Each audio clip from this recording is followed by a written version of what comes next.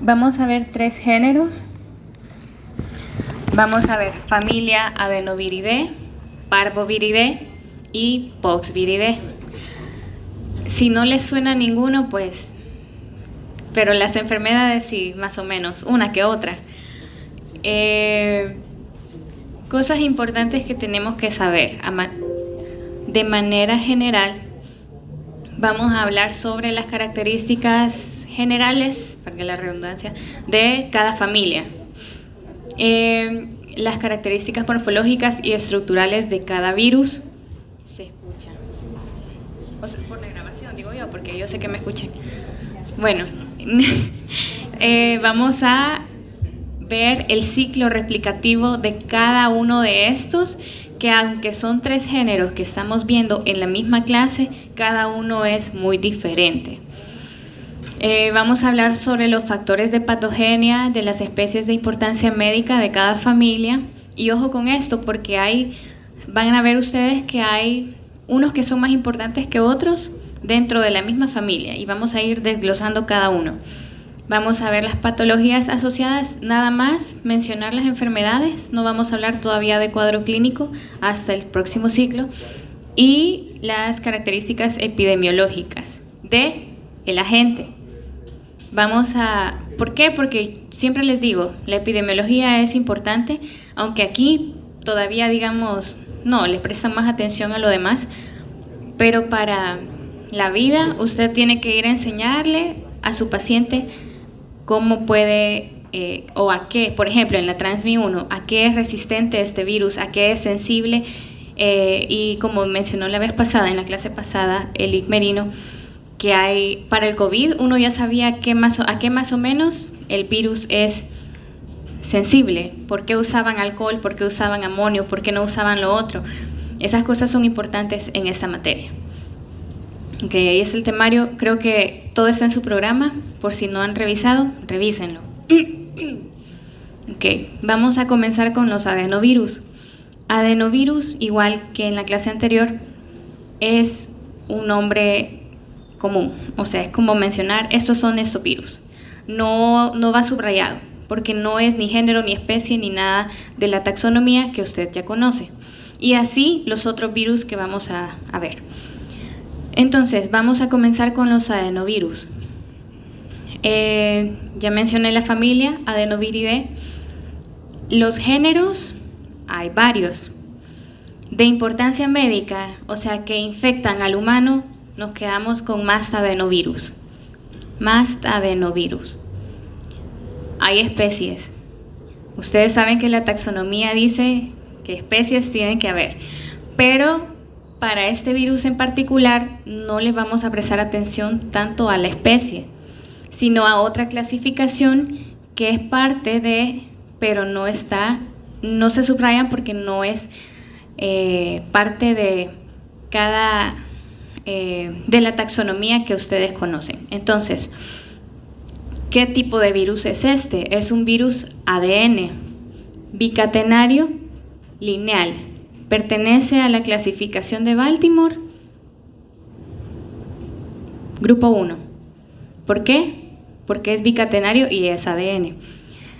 Para que no se pierdan, lo único que tienen en común así, a simple vista, las tres familias que traigo este día es que todos son ADN. Es lo único.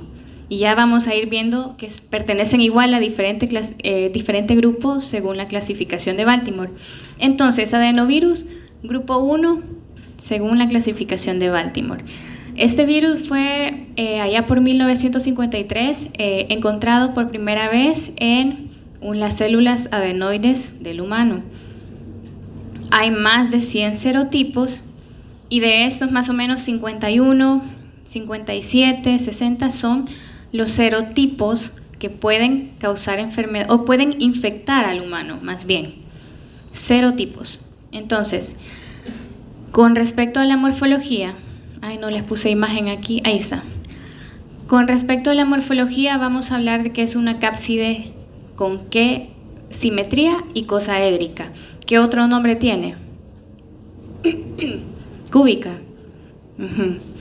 Entonces, simetría y cosaédrica Estamos hablando de la cápside, no del virión.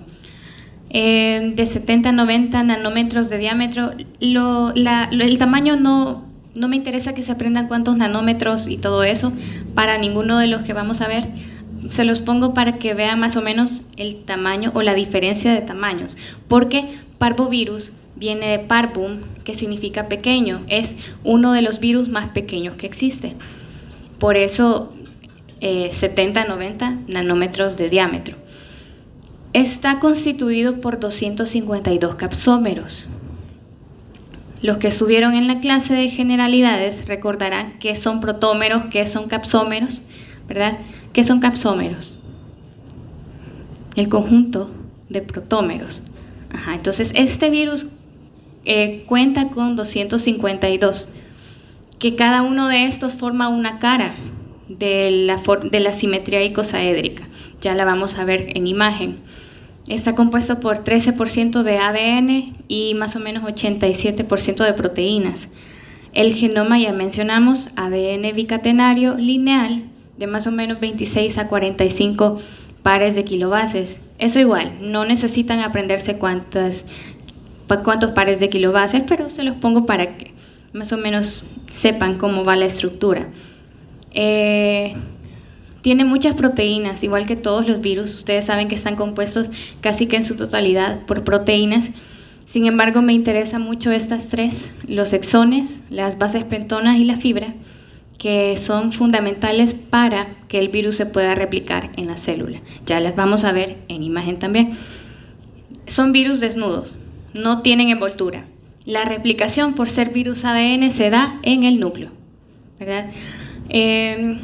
Y también importante, y más adelante les traigo un cuadro en donde los adenovirus, Human Adenovirus, ¿verdad? A, serogrupo A, serotipo 12, 18 y 31, se consideran oncogénicos. ¿Que da cáncer en el humano? Pues no se sabe con exactitud, pero en animales de laboratorio sí se ha identificado. Pero no está bien dilucidado como para yo poder decir, este virus da cáncer, como lo sabemos con, por ejemplo, el papiloma, que sabemos que sí, el virus del papiloma humano sí da cáncer. Todavía siguen en estudios, no se ha detallado muy bien. Entonces, les mencioné 3 proteínas importantes. ¿Cuáles eran? De tantas que vamos a ver. Exones, bases pentonas y fibra. Las fibras se las mencionaron también en la clase del miércoles, para los que estaban acá. Fibra, si usted escucha fibra, es adenovirus. Entonces, los capsómeros dije que forman las caras. ¿Cuáles son las caras?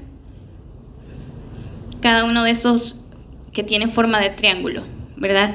Esos son los capsómeros que están constituidos y se llama, la proteína que los forma se llama exón o exón, son los exones, ¿verdad? Exones. ¿Cuál es la base pentona? La cápside tiene 12 vértices. Cada uno de esos vértices está constituido por una base pentona, que es la segunda proteína que les mencioné, que son esos que parecen florcita. Es anaranjada, con los amarillos que están ahí. ¿Por qué es importante la base pentona? Porque de ahí surgen unas proyecciones delgadas conocidas como fibra, que es una proteína sumamente importante porque es la que va a delimitar el tropismo de este virus a X célula del hospedero, a la célula que va a infectar. Quiere decir que la fibra va a reconocer a 2 receptores principales en la célula del hospedero. ¿Cuáles son estos receptores? El receptor CAR, CAR como carro en inglés. Permítanme. Bueno, se los voy a mencionar, pero después sale. El receptor CAR, que es el receptor de Coxsackie virus y adenovirus humanos, y el receptor CD46. ¿En qué células están? En un montón de tejidos y órganos humanos, que son células que vamos a ver más adelante. Este cuadro lo resumí porque tuve un tiempo libre y en realidad era todo esto, pero por eso les digo que no voy a preguntar especies, ¿sí? Se los dejo para que sepan de dónde vienen estos serotipos. Estas son las especies.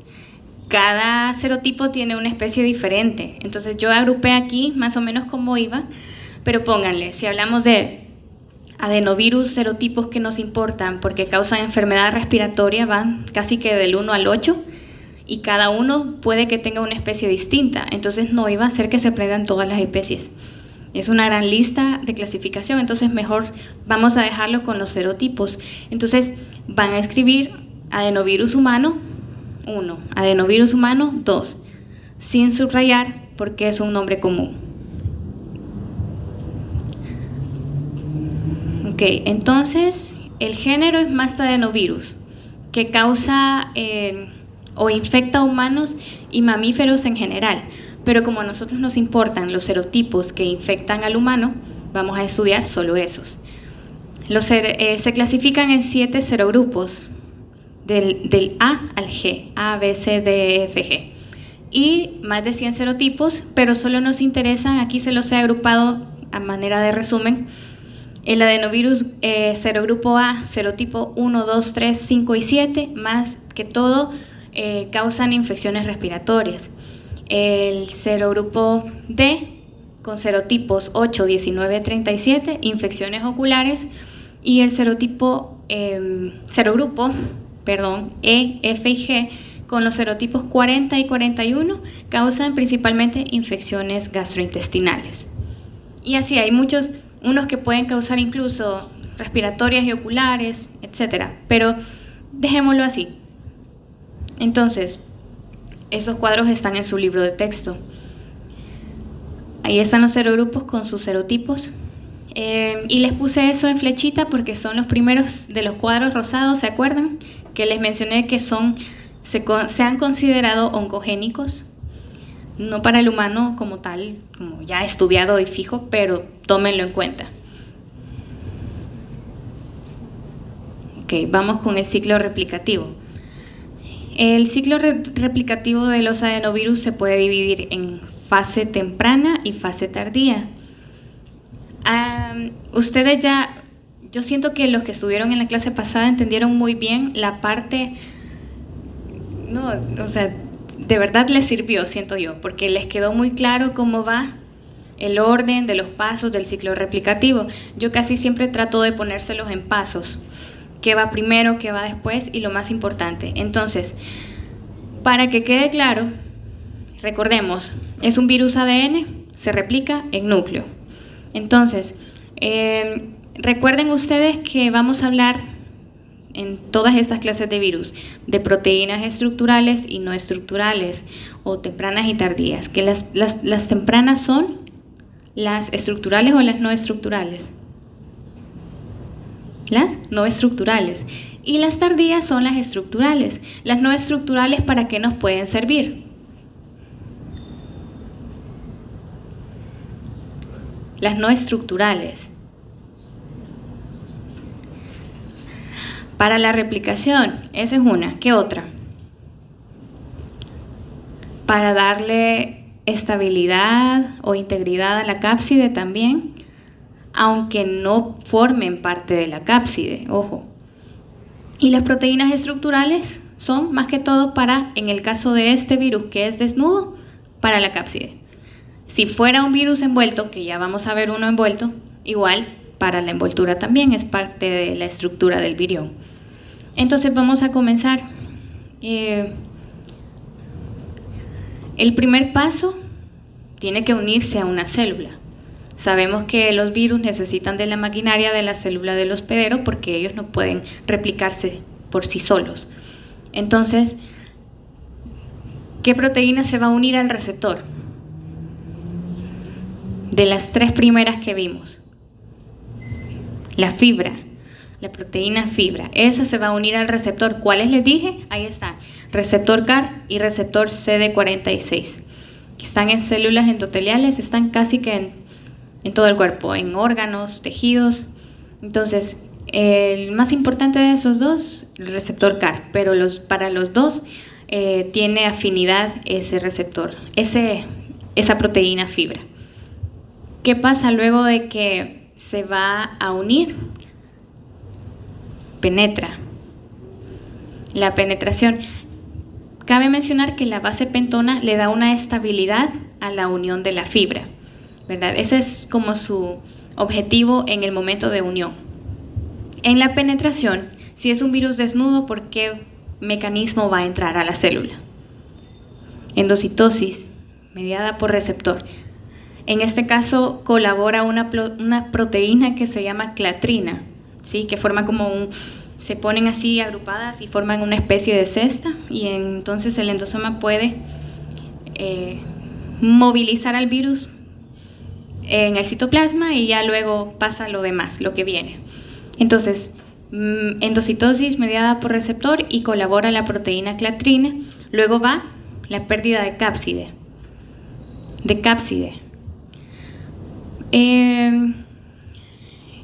Comienza en el citoplasma, pero como esto va avanzando, los microtúbulos permiten que el ADN pueda ingresar, es como que lo transportan al centro, al núcleo, ¿verdad? Donde se va a llevar la replicación a cabo. Entonces, la pérdida, acuérdense que el endosoma tiene un pH ácido, eso colabora para que la cápside del virión se disocie y el genoma pueda ser liberado hasta llegar al núcleo, que es lo que le interesa al virus. ¿Qué pasa ahí? Comienza la transcripción por medio del ARN mensajero de proteínas o genes tempranos, que ya dijimos que nos van a servir para la replicación, entre otras cosas. Ustedes saben que el ARN mensajero hace que se lleve posible la transcripción, luego los ribosomas son los que traducen el mensaje y sintetizan las proteínas. Entonces, en el citoplasma, ¿dónde están los ribosomas? Ribosomas, bioquímica, 2. En el citoplasma. Ajá, se sintetizan las proteínas tempranas, que en este virus también se escribe como E por early, E1, E2, E3, etc. Y luego, las proteínas que van a regular o van a dar paso a la replicación reingresan, se da la replicación como tal, y luego al mismo tiempo ustedes saben que pasa la replicación del ácido nucleico y la síntesis de proteínas tardías. Son eventos que se están dando casi al mismo tiempo. Entonces, las proteínas tardías ya van a formar parte de la estructura al momento de ensamblarse, ¿verdad? Porque son estructurales. Entonces se ensambla con el genoma, las proteínas no estructurales van ahí, las estructurales forman la cápside y luego de eso ya pueden liberarse. ¿De qué forma se va a liberar? Si es un virus desnudo, lisis celular, entonces rompe la célula y la célula se muere. Ok, no lo pasé. Importante. Al momento de la replicación hay proteínas que van a estar dando paso a eso. ¿Cuáles son? La DBP, la ADN polimerasa y la PTP. ¿Qué significa? La DBP significa proteína de unión al ADN. La ADN polimerasa en segundo lugar y también la proteína terminal precursora. Son 3 proteínas importantes para la replicación, para que la replicación se lleve a cabo. Entonces, las proteínas tardías se van a describir como L, igual que en otros virus anteriores que vieron, L1 a L5 principalmente, y son las que van a codificar las proteínas estructurales. La L1 se va a encargar de que el ADN ingrese a la cápside, adentro de la cápside. Y ya se ensamblan y luego del ensamblaje el virus es liberado por lisis celular. ¿Alguna duda con el ciclo replicativo? ¿Proteínas? ¿Nada? ¿Todo claro? ¿En dónde? ¿En el qué? Ok. Va, entonces aquí están las principales proteínas no estructurales. Tenemos la proteína E1A y E1B. La E1A activa la transcripción genética. Esta da paso a todo.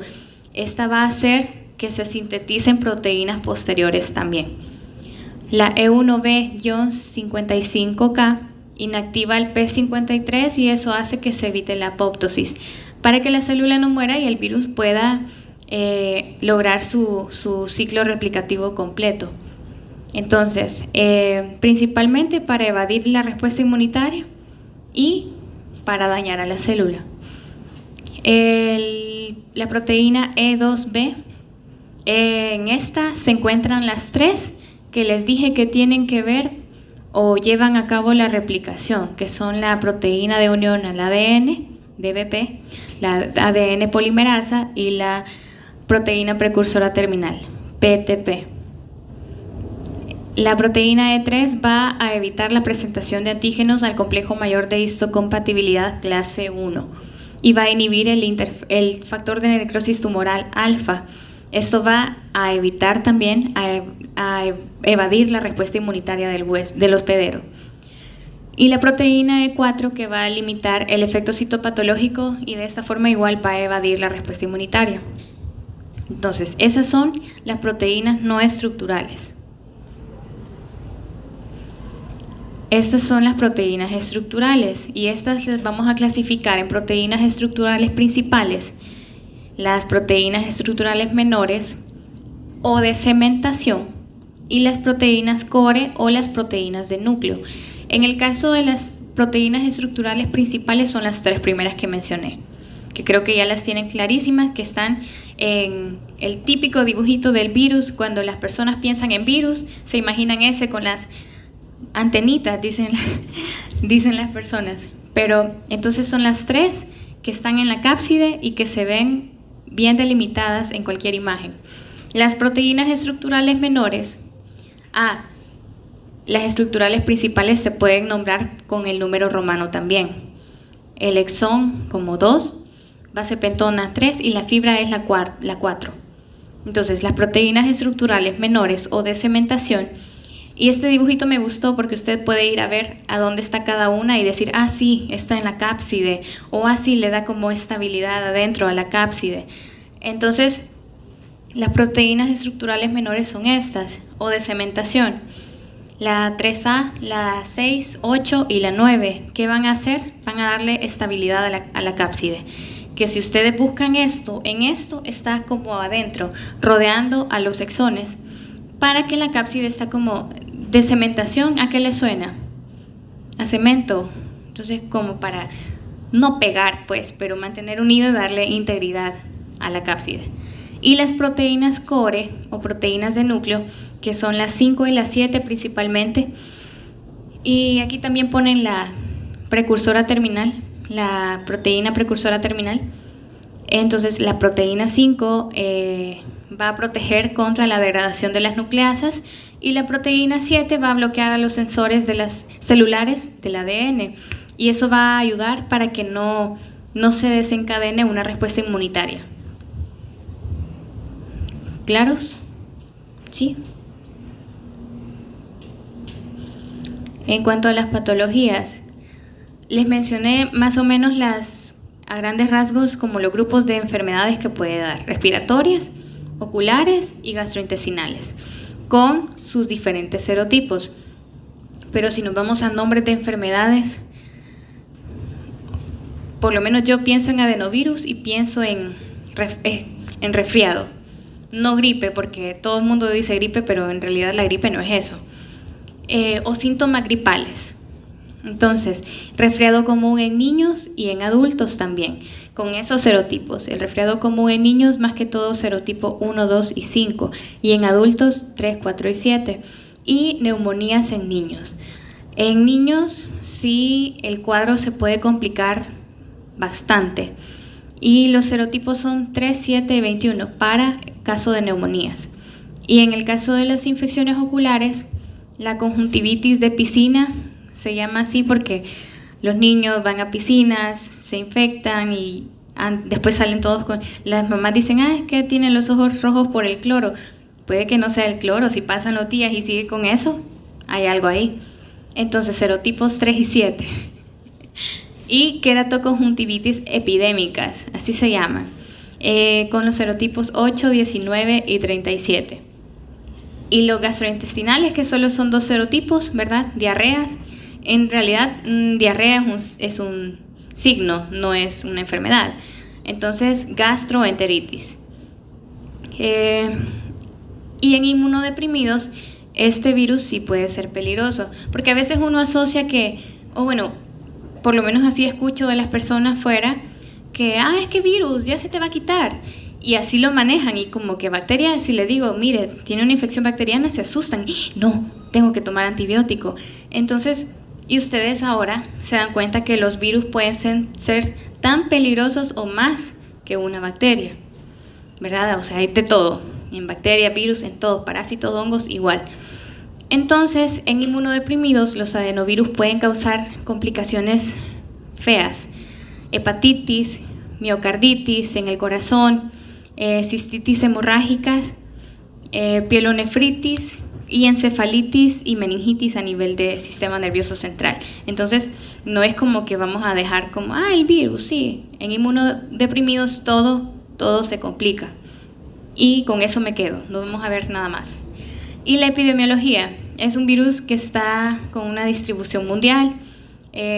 Los más comunes son los 1, 2, 3, 5 y 7, que son más que todo infecciones respiratorias, ¿verdad? Entonces, las vías de transmisión, pues, puede ser por gotitas respiratorias, por contacto directo con secreciones respiratorias, por contacto cercano, ¿verdad? Que no es lo mismo, pero se parece, fecal oral, y por contacto con superficies contaminadas, porque este virus puede quedar ahí un tiempito y todavía si yo pongo la mano donde alguien estornudó, puso la mano y yo llego y pongo la mano, igual me puedo infectar. Las células dianas, pues mencioné las células endoteliales que tienen los receptores CAR y CD46.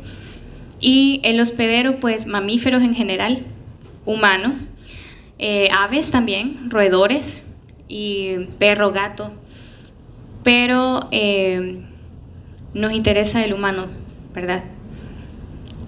Son estables en el ambiente, son estables a la desecación y son sensibles a desinfectantes y a secreciones del tracto gastrointestinal, al ácido clorhídrico, etc.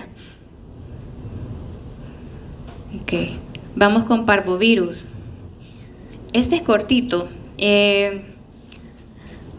Parvovirus igual es un nombre común para todos los virus que pertenecen a esa familia. La familia es Parvoviridae. La subfamilia es Parvovirinae. Ya saben que la diferencia entre familia y subfamilia es la D y la N, ¿verdad? ¿Sí? Se conocen 5 géneros.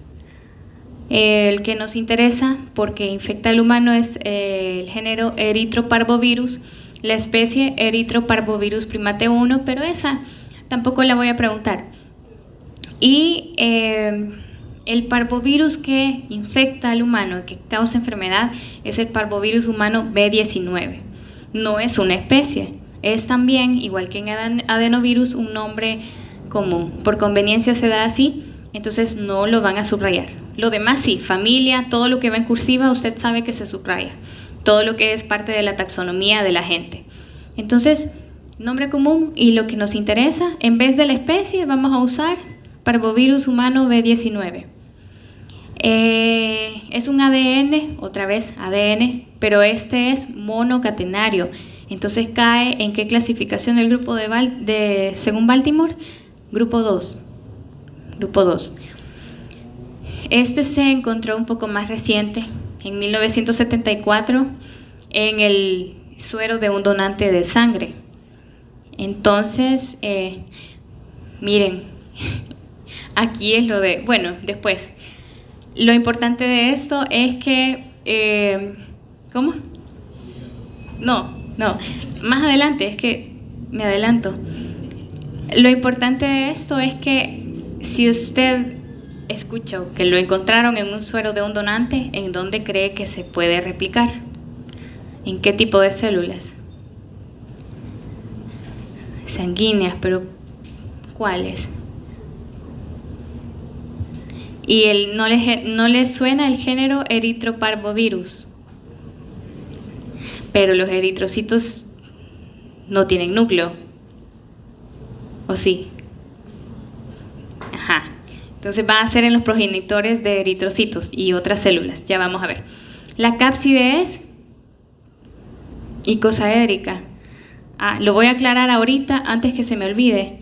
Yo mencioné parvum pequeño en adenovirus, disculpen, es en parvovirus. Nadie me dijo, nadie me corrigió. Ok, entonces parvovirus son los que son de los virus más pequeños que hay. Adeno no, adeno es un poquito más grande. Si usted ve, ¿cuántos nanómetros dijimos que medía adenovirus? Como 70-90. No se lo aprendan, pero para que vean la comparación de tamaños, parvovirus 18 a 26 nanómetros, es chiquito. Igual que los picornavirus, que van a ver más adelante, son de los virus más pequeños que hay. Parvovirus, no adenovirus. Anoten, pónganlo en rojo ahí, perdón. Ok, tiene más o menos de 32 a 60 capsómeros. La composición es de 20% ADN y 80% proteínas, más o menos similar al adenovirus, ¿verdad? El genoma dijimos ADN monocatenario, 5 pares de kilobases. Dos proteínas importantes, BP1 y BP2. Hay muchas más que también son importantes y ya las vamos a ver. El 90% de su cápside sería, porque son estructurales, está constituido por la proteína BP2, pero las dos son importantes y ya vamos a ver por qué. Es otro virus desnudo, no tiene envoltura y la replicación se va a dar ¿a dónde? En el núcleo, porque es ADN. Ajá. Anoten porque ya van a ver las comparaciones que voy haciendo con el otro virus que me falta. Parvovirus humano B19, entonces tiene tropismo o la célula diana son células progenitoras de eritrocitos o eritroblastos, basófilos y otras células que sí tienen núcleo, que no son eritrocitos, pero ya lo vamos a ir viendo. Entonces, en cuanto al ciclo replicativo, si es un virus ADN desnudo, ¿cómo va a entrar? Endocitosis mediada por receptor. ¿Cuáles receptores o cuál? El principal, antígeno P o globócido. Ese es el receptor al que el parvovirus se va a unir a la célula. Como es endocitosis, igual aquí colabora la proteína clatrina para que se pueda dar la penetración. Y luego vamos. ¿Tienen dudas? No. No. Va. No, si tienen dudas, pregunte. No, o sea, está bien. Digo, para que no se pierda la explicación, pues. Sí, si no, igual después de la clase, yo sé que se ayudan ustedes. Va, ok. Entonces, vamos con la pérdida de envoltura y en este caso no es envoltura, borren eso, y de cápside. Lo que pasa es que el libro lo pone de manera general, pero usted sabe que el virus desnudo no va a perder envoltura porque no hay. Entonces, perdón, voy a corregir, cuando le mande las diapositivas voy a corregir eso. Entonces, vamos con la pérdida de la cápside. En este caso, el escape del endosoma para la liberación del genoma se da o colabora la fosfolipasa A2, PLA2, que es un dominio que se encuentra en la proteína BP1. Por eso les digo, la BP1 también es importante, no solo la BP2. Entonces se libera en el núcleo. ¿Y qué va a pasar? Vamos con la replicación. La replicación se va a dar en este virus en la fase S de la división celular.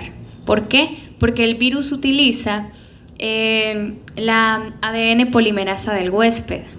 A diferencia de adenovirus, que vimos que el adenovirus sintetiza su propia ADN polimerasa, parvovirus no. Parvovirus aprovecha cuando la célula se va a dividir para usar su ADN polimerasa y poder sintetizar sus proteínas. Entonces, ¿cómo lo hace? Aquí les he puesto un dibujito. La replicación es en horquilla rodante, es decir, de la misma hebra, porque dijimos que es monocatenario, ¿verdad? De la misma hebra hace esa forma de horquilla, da la vuelta y empieza a sintetizar la otra hebra. ¿Ok? Entonces, luego el ensamblaje va a ser posterior a la síntesis de las proteínas tardías o estructurales y la replicación del genoma propiamente. Se van a ensamblar en la cápside y se va a liberar otra vez por lisis celular. ¿Por qué? Porque son virus desnudos. Entonces, básicamente hay cosas que tienen en común los virus ADN que son desnudos, etcétera. Ustedes van a ir viendo con el paso de las clases que van viendo. Factores de patogenia importante son proteínas. Acuérdense, estamos hablando de proteínas full. Ustedes hagan cuadros comparativos. No sé si han tomado mi consejo, pero para algunas cosas sí sirven los cuadros comparativos. Entonces, la unión a receptor, ¿quién la va a dar? El antígeno P o globócido. Y aquí participa un correceptor que es la integrina alfa 5 beta 1 para ayudar a eso. Las proteínas no estructurales que son la NS1 y la NS2, o sea, non-structured protein 1 y 2. La 1 va a bloquear la fase S del ciclo celular que mencionamos. ¿Para qué? Para que la célula hospedera no se siga desarrollando y le permita al virus lograr terminar el ciclo replicativo para poder producir los viriones. Entonces la bloquea, se une al ADN y luego causa apoptosis, ¿verdad? La célula muere. Y la NS2 regula el procesamiento del ARN mensajero y esto va a servir para el ensamblaje del virión. Y en el caso de las proteínas estructurales, ya mencionamos que la BP1 tiene el dominio fosfolipasa A2 que ayuda a la liberación del genoma y la BP2 que es prácticamente el 90% de la masa proteica. Es la más abundante, pero las dos son importantes, aunque la otra está en mucho menos porcentaje. ¿Dudas? ¿No? ¿Todo bien? Hola. ¿Qué pasa?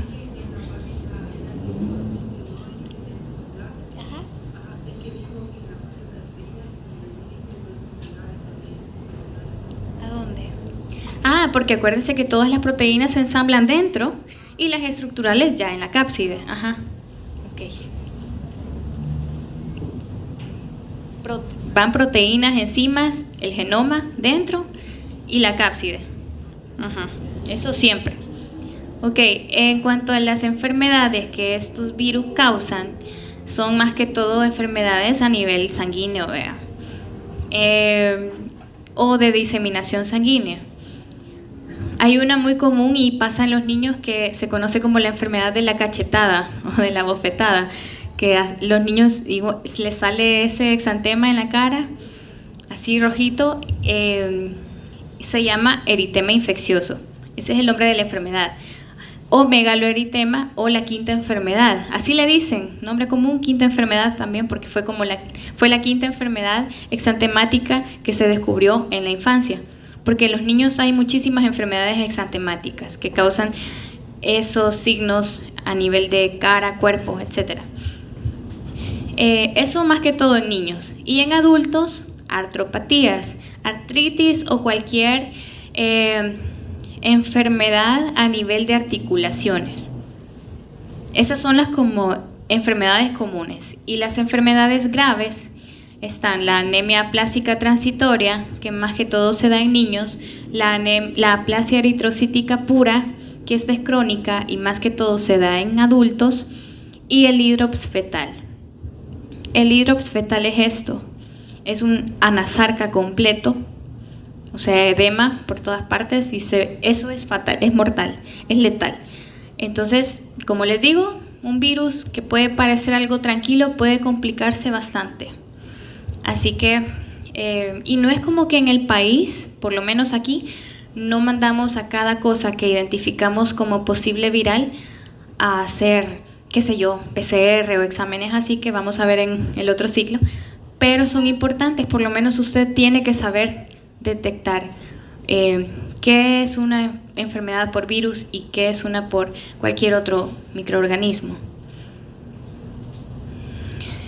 En cuanto a la epidemiología, pues igual, es un virus con distribución mundial, la vía de transmisión es por contacto directo, con sangre, con fluidos corporales como sangre principalmente, o hemoderivados también, vía respiratoria, parenteral, igual para el personal de salud, que utiliza agujas y otras cosas de esa índole, y vía vertical también. Entonces, por eso les digo, el hidrops fetal que les mencioné, o hidropesía fetal, se puede diagnosticar intraútero porque es del feto. Entonces, puede ser directo de la madre al feto. La célula diana, pues progenitores eritroides, poroeritoblastos, eritroblastos basófilos, que si se puede introducir en los eritrocitos, sí. No se va a replicar, pero sí puede diseminarse vía sanguínea. El hospedero es el humano, son virus resistentes son muy estables a pH de 3, pH de 9, resisten temperaturas moderadas de 50 grados más o menos a unos 60 minutos, y la inactivación puede ser por formalina y otros agentes oxidantes. ¿Dudas con parvovirus? ¿No? Ok. ¿Qué enfermedad grave les mencioné en el feto? Hidrops, PS, o hidropesía fetal. Hidrops, o hidropesía fetal. Y en inmunosuprimidos esto es mucho peor, ¿verdad? Una anemia prolongada, incluso otras cosas que pueden ser más graves. Vamos con pox virus. ¿De qué enfermedad creen que voy a hablar? De la viruela, del mono y otra que siempre se les olvida. Ya vamos a ver. Este virus, a diferencia de parvo, poxvirus es de los virus más grandes que existen y más complejos. Cabe mencionar, la cápside de este virus es compleja, es simetría compleja. No habían visto ninguno, ¿verdad? Ah, no, llevan una clase nada más. Pero bueno, simetría compleja. Este virus es antiquísimo. El Edward Jenner en 1796 acuñó el término de variolización, que fue que en unas vacas algunas personas iban para infectarse en ese caso era el virus de la viruela de la vaca. Y veía que las personas y el virus de la vaccinia, que fue la primera vacuna contra esta enfermedad, porque como son de la misma familia, pueden tener cierta protección. Si yo me enfermé de una, puedo tener cierta protección con otro virus de otra viruela. Entonces, es la primera enfermedad erradicada, la viruela como tal, no la del mono, la viruela humana. Ya no existe, ya no hay nadie que tenga viruela, fue mortal, hubo pandemia de esto también, así como el COVID y como el cólera, pero ya todo bien, y está en la lista de amenazas de bioterrorismo de la OMS. Entonces, la familia Poxviridae, la subfamilia es Chordopoxvirinae, Chordopoxvirinae. El género, vamos a ver dos, Orthopoxvirus, que eso sí va subrayado porque es un género, y Mollusipoxvirus, también va subrayado. Y las especies, aquí sí, todo regresa a la normalidad, vamos a hablar de especies, entonces todo va subrayado para poxvirus. En el caso de Orthopoxvirus, las especies son virus de la viruela o virus variola y virus de la viruela símica.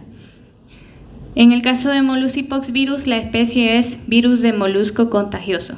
En algunas literaturas ponen Molluscum contagiosum virus, ¿vea? Pero dejémoslo virus del molusco contagioso, todo subrayado. Otra vez, igual que un virus que ya vimos, es ADN bicatenario. Entonces, clasificación de Baltimore, grupo 1. ¿Qué otro virus vimos ahorita que es clasificación del grupo 1? Adenovirus. Ajá. Ok. El virión, y recuerden que no es lo mismo la morfología o la apariencia del virus a la forma, la morfología o simetría de la cápside. El virión tiene forma o apariencia de ladrillo, ¿sí? La cápside, dijimos, es simetría compleja. Y atrás, compleja, por estar comiendo, no, mentiras. Ok. Si usted se fija, es como una forma que tiene dos concavidades al centro y a la par tiene estos dos óvalos que se llaman cuerpos laterales. En realidad no se sabe con exactitud para qué sirven los cuerpos laterales, pero ahí están. Uno dice que puede transportar proteínas. Entonces esa es la forma y apariencia del virus. Imagínense en cuántos nanómetros, de 300 a 400 nanómetros para el virus, para los virus de la viruela y para el monkeypox de 230 a 330. Son grandes. ¿Cuánto dijimos que tenía parvo? 18 a 26. ¿Verdad? Hay una diferencia bastante considerable. La composición de estos virus es de 3% de ADN, 5% de lípidos y 90% de proteínas. O sea, los virus casi que en su totalidad es ADN, proteínas, más proteínas que otra cosa. El genoma bicatenario lineal, ADN, estas son las pares de kilobases para virus de la viruela, del mono, y para el virus del molusco contagioso. Pero igual, no se lo voy a preguntar. Proteínas importantes, la D8, que es la que nos va a servir para la unión a la célula hospedera, y ya vamos a ver a qué receptores se une. Envoltura es envuelto. Le voy a corregir, disculpen, no sé qué pasó con... Es envuelto. Poxvirus es envuelto. El único envuelto que hemos visto de los 3 de este día. La replicación. El LIG les habló en la clase de generalidades de excepciones a la regla. Esta es una excepción a la regla. Es ADN, pero no se replica en núcleo. Se replica en el citoplasma. ¿Hola? Sí, también, es que no sé qué pasa, se me ha desconfigurado porque eso no es de acá. Se los voy a corregir, no se preocupen, aquí lo llevo. Sí, gracias. Entonces, no se replica en núcleo, se replica en citoplasma a pesar de ser ADN. Anótenlo porque esas cositas son importantes. Las excepciones a las reglas que mencionó el licenciado son importantes. Entonces, ¿en qué parte del citoplasma hay unas estructuras que se llaman fábricas citoplasmáticas y en ese lugar se lleva a cabo la replicación? Aquí está más detalladamente la estructura, el genoma ADN viral, las proteínas no estructurales, que son, y ahí les puse lo que no solo aquí me respondieron, sirven para la replicación y síntesis de los ácidos nucleicos. Las asas terminales en forma de horquilla son estas, y la cápside con las estructuras, las proteínas estructurales, ¿verdad? La envoltura, ¿cómo está constituida? Por membrana, por la bicapa lipídica, ¿se acuerdan? Que no solo era la bicapa lipídica, también la matriz intracelular y las glicoproteínas. Esa es la constitución de la envoltura de poxvirus. Y aquí están, hay 4 géneros y algunos de esos también pueden infectar al humano, pero solo nos vamos a quedar con ortopoxvirus y con molusipoxvirus. Allá sale ortopox sin H, pero lleva H, ortopoxvirus, ¿verdad? Entonces, los que están en rojo son importantes, pero en esta clase nos vamos a enfocar más que todo en el virus de la viruela símica o del mono, o monkeypox virus, y en el virus del molusco contagioso. Ciclo replicativo. Vamos a comenzar. Si es un virus ADN y es un virus envuelto, ¿cómo va a ser la unión a la célula? Perdón, la penetración por fusión, ¿verdad? Entonces, ¿a qué receptor se va a unir la proteína D8 que les mencioné para poder ingresar?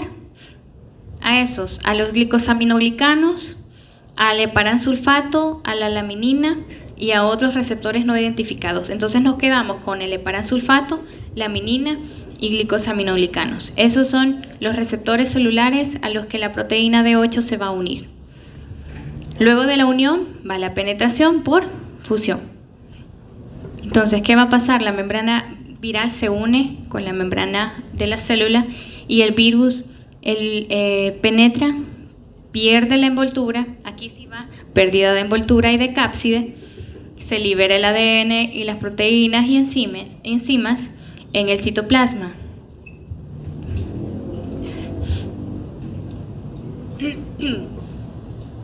¿Qué va a pasar? La replicación como tal, la síntesis de macromoléculas que son los ácidos nucleicos y las proteínas tardías o proteínas estructurales. Entonces, se va a sintetizar ADN polimerasa viral. Aquí sí, otra vez, el virus sintetiza su propia ADN polimerasa, la helicasa y otras enzimas. ¿Se recuerdan qué es la helicasa? Bioquímica. La ADN polimerasa sí, obvio. La helicasa va a escindir o a cortar la doble hélice, ¿verdad? Acuérdense. Vale.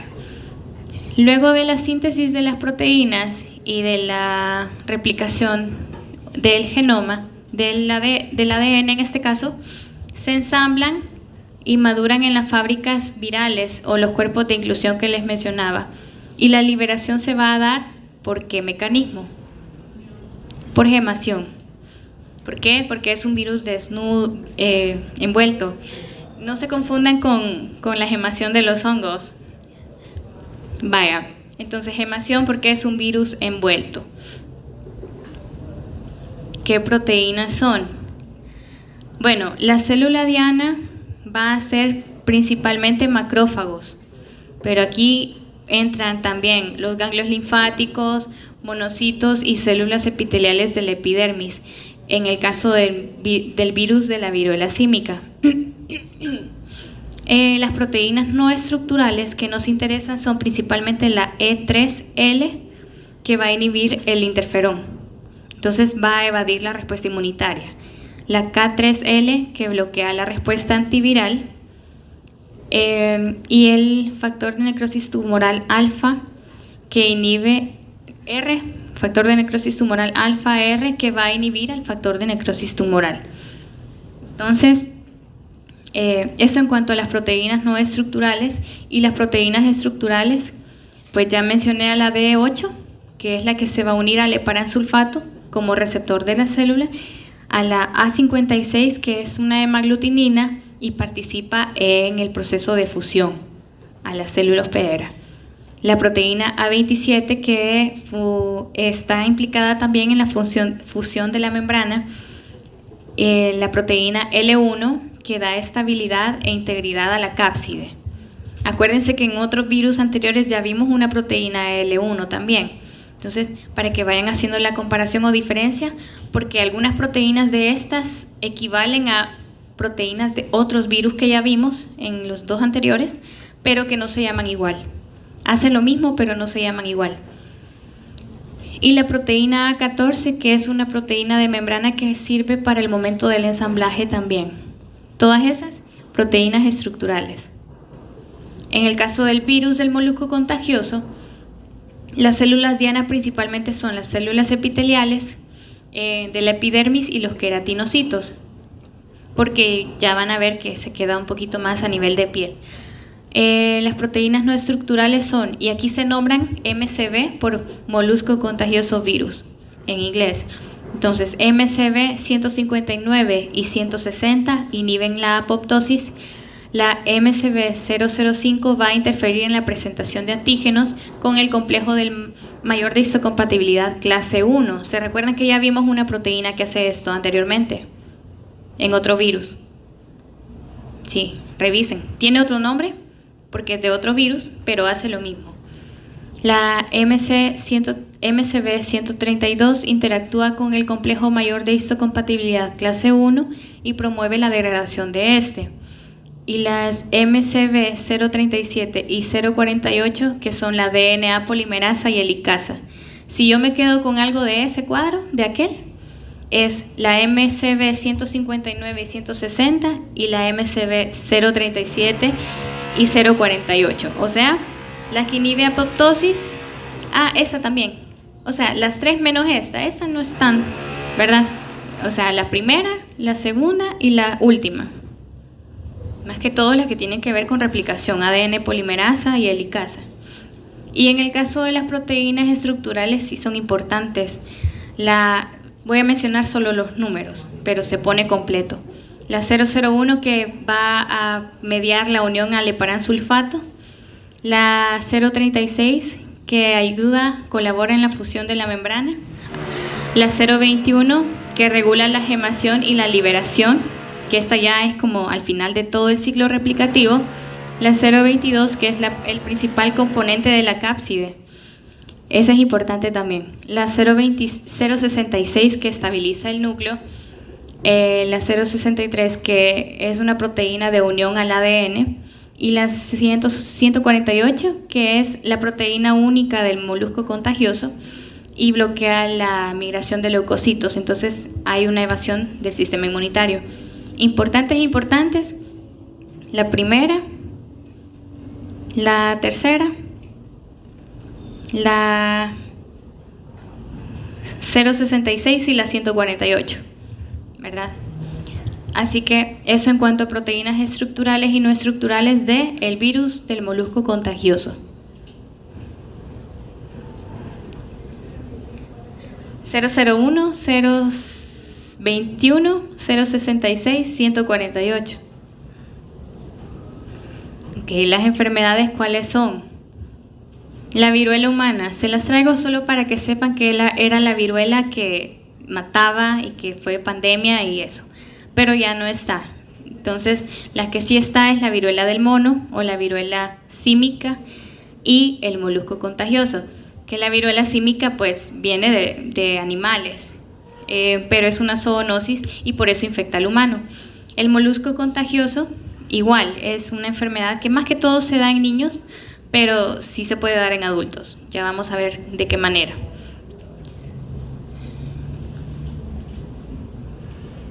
En el caso del virus de la viruela,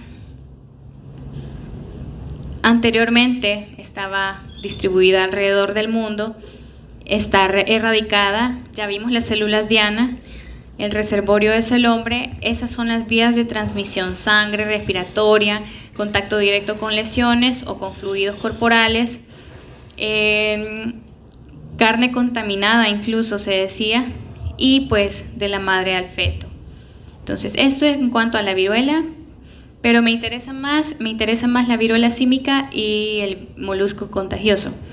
En el caso del virus de la viruela es parecido, solo que es una zoonosis. El reservorio principalmente son animales salvajes como roedores, mono, ardillas, animales salvajes, silvestres. Las células diana igual, macrófagos principalmente, macrófagos, monocitos, células epiteliales de piel y mucosas. La tasa de letalidad es del 10%, y la transmisión es igual a la viruela humana. Son virus lábiles a temperaturas altas, compuestos químicos y radiación ultravioleta. ¿Me hablaron? No. Y en cuanto al virus del molusco contagioso, es una zoonosis también. Molusco contagioso es el reservorio humano, perdón. El molusco contagioso es una enfermedad que igual en niños se da por contacto directo más que todo. Acuérdense, los niños están en kinder, guardería, tocan todo, se meten todo en la boca. El reservorio es el humano. Y en el caso de los adultos, esta es casi que propiamente de transmisión sexual, ¿verdad? Las formas de contagiarse igual, formas de transmisión por contacto directo, igual por contacto directo con, por el uso de fomites también se puede transmitir, contacto directo con secreciones o con las lesiones en sí. Esas son formas de transmisión del virus del molusco contagioso. En personas inmunocomprometidas igual el cuadro puede ser más grave, y igual son lábiles a temperaturas altas, a compuestos químicos y a radiación ultravioleta. ¿Tienen dudas de esto? ¿De algún ciclo de los 3 que hemos visto ahora? ¿No? Ok. Con esta clase me despido de clases. Nos vemos en el próximo ciclo.